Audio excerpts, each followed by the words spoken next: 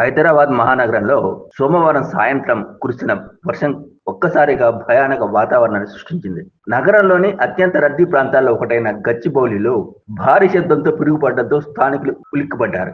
ఈ ఘటనతో ప్రజలు భయాందోళనకు గురయ్యారు. వివరాల్లోకి వెళ్తే గచ్చిబౌలి పరిధిలోని కాజాగూడ ల్యాంకో హిల్స్ సర్కిల్ వద్ద ఈ సంఘటన చోటు చేసుకుంది. అక్కడ ఉన్న హెచ్పి పెట్రోల్ బంక్ కు ఎదురుగా ఉన్న ఓ తాటి చెట్టుపై పిడుగు పడింది. ఈ శబ్దంతో పాటు వెలుగులు విరచిమ్మడంతో సమీపంలోని వాహనదారులు స్థానిక నివాసితులు తీవ్రంగా భయపడ్డారు.